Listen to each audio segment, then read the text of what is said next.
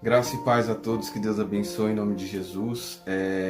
Eu venho por intermédio desse vídeo aqui trazer mais um conteúdo que é extremamente importante para a nossa trajetória cristã, que é conhecendo a Deus. Vamos conhecer a Deus através dos seus nomes, dos seus aspectos, atributos e o seu grandioso e glorioso caráter. Então fique até o final do vídeo. Se você puder, já se inscreve aqui, dê seu comentário. Peço encarecidamente que você venha nos ajudar, pelo menos assista aí o vídeo. Eu creio que vai ser edificante para vocês, eu creio que vai agregar no conhecimento de vocês. É simples, mas é para Deus, é para a glória de Deus. Amém? Fica com o vídeo.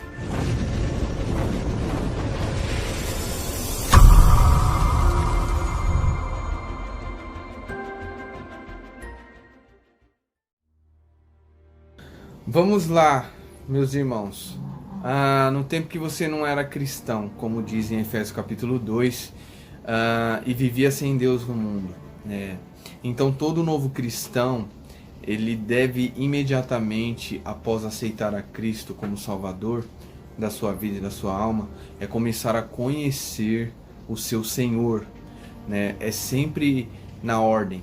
Primeiro vem um ato de fé e depois a busca do conhecimento de Deus, que a fé é o firme fundamento das coisas que não se vê ou do que se esperam, E também como Oséias, de capítulo 6, verso 3, diz: então conheçamos e prossigamos em conhecer ao Senhor. Então a gente percebe que são princípios que nós devemos ter quando nós aceitamos a Cristo, conhecer a Deus. No ponto de vista humano, você teria que conhecê-lo bem antes, para depois crer nele. Mas no caso do cristão é diferente. Ele nasce e vive espiritualmente pela fé em Deus. E assim, irmão, depois que você aceita Cristo, os seus conhecimentos deverão se submeter à fé em Deus. Nunca ao contrário, jamais. Deus deseja que você agora se entregue a Ele e entregue todas as áreas da sua vida e confie plenamente nele. E isso só pode acontecer se você conhecê-lo bem, porque Deus, Ele deseja que você tenha o conhecimento divino. E para entender o mundo em que você vive e ter senso de direção e edificar-se interiormente, você precisa saber qual é a sua missão nesta vida. Por isso você deve conhecer ao Senhor. Porque antes da fundação do mundo, o Senhor já plantou algo dentro de você. O Senhor já tem uma missão para você, já tem um propósito para você. Talvez você tenha várias ideias a respeito do Senhor, mas elas devem corresponder àquilo que é dito sobre o Criador nas Escrituras. E mais, meus irmãos, a compreensão que o cristão pode ter sobre o Todo-Poderoso é consequência da revelação que Deus se deu a si mesmo. Guarde isso. A revelação de Deus se deu através da Bíblia, da manifestação de linguagem compreensível a todas as pessoas. Então você quer conhecer Deus? É através das Escrituras. Não há um outro livro qualquer, um livro de autoajuda para conhecer a Deus. É só através das Escrituras. Lembrando que ninguém vai ter o total conhecimento de Deus. Como diz em Deuteronômio de capítulo 29, verso 28. As coisas ocultas pertencem ao Senhor, o nosso Deus, mas as reveladas são para nós e nossos filhos para sempre. Então, tudo que é aquilo que nós temos para conhecer está nas Escrituras. Agora vamos conhecer a Deus através das suas qualidades. Deus tem muitas qualidades, e através das quais Ele se identifica com os homens, e ao mesmo tempo se torna diferente de todos os seres espirituais. Você descobre quais são as qualidades de Deus ao conhecer aos seus nomes, como eu disse anteriormente no começo do vídeo. Deus mesmo se revela e se faz conhecer ao proclamar o seu nome. Eu gostaria de trazer aqui algumas referências, para que você tenha um entendimento mais claro. O seu nome deve ser adorado, como diz em Gênesis capítulo 12, verso 8. O seu nome deve ser temido, como diz em Deuteronômio de capítulo 28, verso 58. O seu nome deve ser louvado, como diz né? Em 2 Samuel, de capítulo 28, verso 58. O seu nome deve ser glorificado, como diz em Salmos, de número 86, verso 9.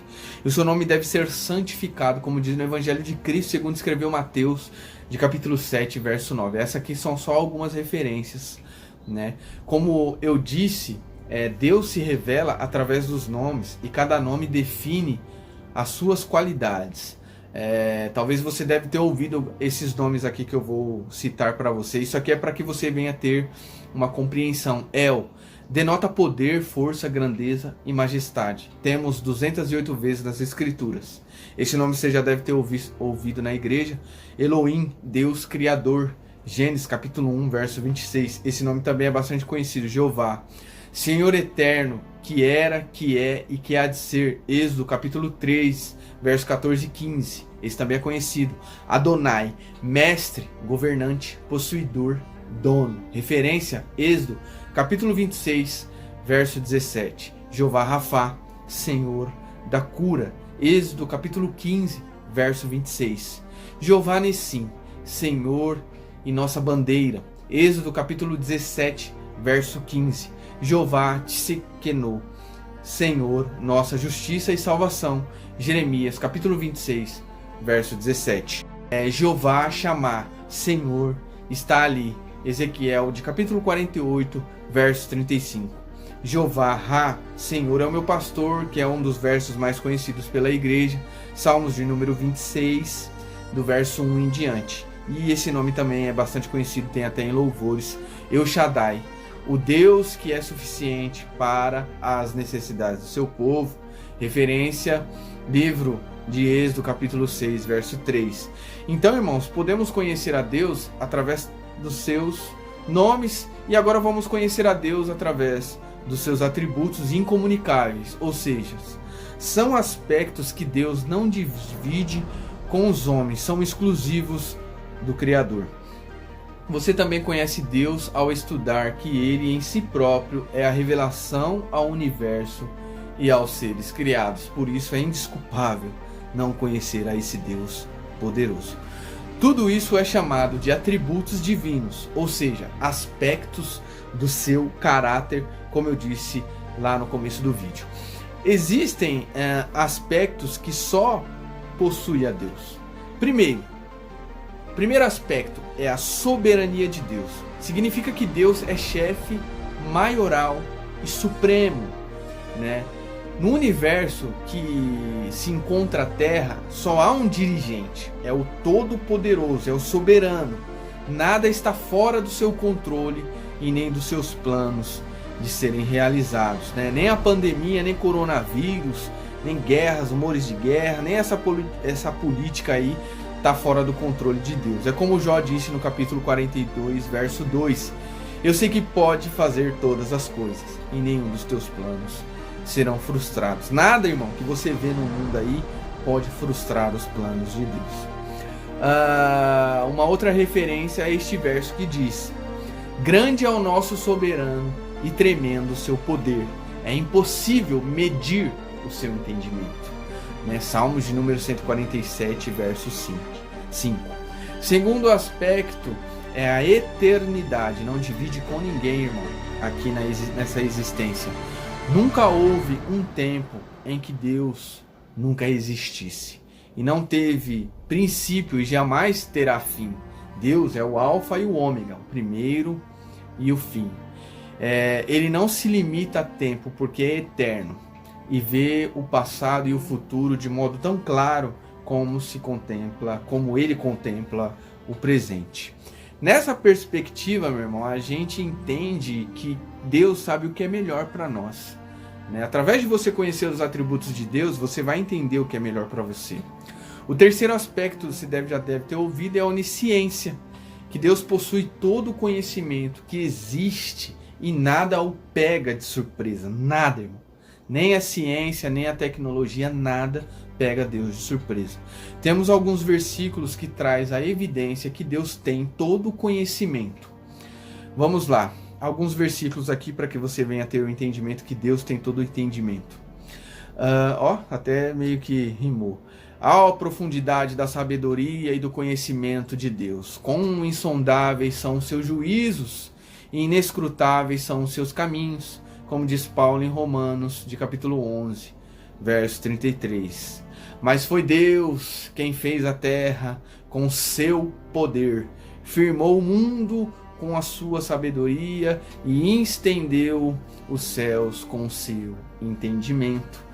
Jeremias de capítulo 10, verso 12. Então a gente entende que Deus tem todo entendimento. Um outro verso aqui para dar mais alicerce aqui na base. Por sua sabedoria, ó Senhor, lançou os alicerces da terra. Por seu entendimento, fixou no lugar aos céus. Provérbios de capítulo 3, verso 19. A onisciência do Senhor permite que ele tenha o conhecimento de tudo antes e depois da salvação. Isso é extraordinário. Isso é a magnitude, a completude de Deus. O quarto aspecto é a onipresença. Significa que Deus é infinito e está presente em todo tempo e espaço. Ninguém, irmão, ninguém pode se esconder da sua face. É como o salmista diz em Salmos de número 139, que é bastante conhecido pela igreja, né, do verso 7 em diante, que diz assim: é impossível escapar do teu espírito, não há como fugir da sua presença. Eu subo os céus e lá estás. Eu desço ao mundo dos mortos e lá estás também. E se eu tomar as asas do amanhecer e se habitar do outro lado do oceano, mesmo ali a tua mão me guiará e a tua força me sustentará. Eu poderei pedir à escuridão que me escondesse e à luz ao meu redor que me tornasse noite. Então a gente percebe que não podemos se esconder de Deus. O quinto atributo é a onipotência. Significa que literalmente Deus tem o poder ilimitado. Deus tem mais do que poder para realizar todas as coisas. É sem medidas, irmãos, é ilimitado, é imensurável o poder de Deus. Tem alguns versículos que também traz essa evidência de que Deus é grandioso e ilimitado em poder. Finalmente, fortaleçam-se no Senhor e no seu poder. Efésios de capítulo 6, verso 10. Também tem esse aqui que diz: mas receberão o poder quando o Espírito Santo descer sobre vocês, e serão as minhas testemunhas em Jerusalém, e toda a Judéia e Samaria, até os confins da terra. Esse aí denota o poder de Deus. Esse aqui também traz a evidência do grandioso poder de Deus. Oro para que, com as suas gloriosas riquezas, eles nos fortaleçam no íntimo do seu poder, com o meio do seu Espírito. Efésios capítulo 3, verso 16. Recorram ao Senhor, ao seu poder, e busquem a sua presença. Como diz o salmista em Salmos de número 105, verso 4. O sexto aspecto é imutável. O ser de Deus não se altera, nem passa por mudanças. Deus é o mesmo ontem, hoje e será eternamente. Deus é o mesmo desde a eternidade, a sua essência permanece intacta. Deus é perfeito e não precisa de mudanças para melhorar em nenhum aspecto. Os atributos de Deus são qualidade do seu ser, sendo assim como a sua essência não mudam. Isso quer dizer que Deus permanece o mesmo em suas atitudes para com seus servos. De fato, o Senhor, ele não mudou, por isso vocês é descendente de Jacó e não foram destruídos, como diz em Malaquias de capítulo 3, verso 6. Essa daqui é uma evidência de que Deus não mudou. Também tem esse versículo também que diz: ele é a rocha e as suas obras são perfeitas e todos os seus caminhos são justos. Deus fiel, que não comete erros, justo, reto, ele é. Deuteronômio de capítulo 32, verso 4. Deus não é homem para que minta, e nem filho do homem para que se arrependa. Acaso ele fala e deixa de agir, ou acaso ele promete e deixa de cumprir. Números de capítulo 23, verso 19. Agora, meus irmãos, vamos conhecer Deus através dos seus atributos comunicáveis, ou seja, existem aspectos vistos no relacionamento de Deus com os seres humanos. Eles se manifestam de uma forma limitada, né? Isso é importante. Primeiro aspecto é a retidão. É impossível Deus fazer algo errado por causa da sua retidão. Deus exige perfeição em todos os que desejam estar em sua presença. Portanto, sejam perfeitos, como perfeito é o Pai Celestial de vocês. Mateus de capítulo 5, verso 48. É bem verdade, irmão, que esse estilo de vida é para ser vivido pela graça. Deus, falando humanamente, é impossível o homem ter perfeição total como a de Deus. Segundo aspecto, irmão, é a justiça. Deus jamais age com desonestidade. A justiça divina é manifestada no livramento do inocente e na condenação do pecado. Isso nos traz a ideia que Deus é justo em ambas partes. No perdão para quem se arrepende e no castigo para o ímpio. E na vitória nas causas do seu povo. Agora está reservada a coroa da justiça, que o Senhor é justo juiz e me dará aquele dia, e não somente a mim, mas também a todos os que amam a sua vinda. 2 Timóteo de capítulo 4, verso 8. Irmãos, o terceiro aspecto é o amor, né? O amor é o dom mais precioso, né? Deus é amor e virtude, e do Senhor é perfeita e infinita. O amor é paciente, o amor é bondoso, o amor não inveja, o amor não vangloria, o amor não se orgulha, não maltrata, não procura os seus interesses, não se ira facilmente, não guarda rancor. O amor não se alegra com a injustiça, mas se alegra com a verdade. Tudo sofre, tudo crê, tudo espera, tudo suporta. É como está escrito em 1 Coríntios de capítulo 13, verso 4 e 7. Acima de tudo, porém, revistam-se de amor, que é o elo perfeito. Colossenses capítulo 3, verso 14. Assim permanecem agora antes três: a fé, a esperança e o amor. O amor deles, porém, é o amor, né? 1 Coríntios capítulo 13, verso 13. Todos, sobretudo, amem-se sinceramente uns aos outros, porque o amor perdoa muitíssimos pecados. 1 Pedro de capítulo 4, verso 8. E temos a maior demonstração de amor. Deus concedeu o seu único filho para morrer por mim e por você na cruz do Calvário. Porque Deus amou o mundo de tal maneira que deu o seu único filho unigênito, e todos que crerem nele não perecerá, mas terão a vida eterna. Essa é a maior demonstração de amor, um amor sem medidas, incomparável, imensurável, né? Agora vamos para o quarto aspecto, verdadeiro. A verdade descreve apenas aquilo que Deus sabe, mas também aquilo que Ele faz e diz, inclusive o seu julgamento e criação, redenção e cada detalhe da sua promessa.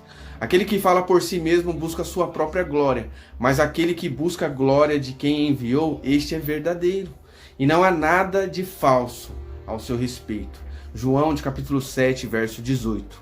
Santifica-os na verdade, a tua palavra é verdade. Então isso traz as evidências que Deus é verdadeiro. Aquele que é íntegro na sua conduta pratica o que é justo de coração e fala a verdade, como diz em Salmos de número 15, verso 2. Ensina-me o teu caminho, Senhor, que eu ando em tua verdade. Dai-me o coração inteiramente fiel, para que eu tema o teu nome. Salmos de número 86, verso 11. Então, irmão, está aí, né, uma das formas para você conhecer a Deus, né, através das Escrituras, né? Eu agradeço muito todos vocês que compartilharam, curtiram esse vídeo.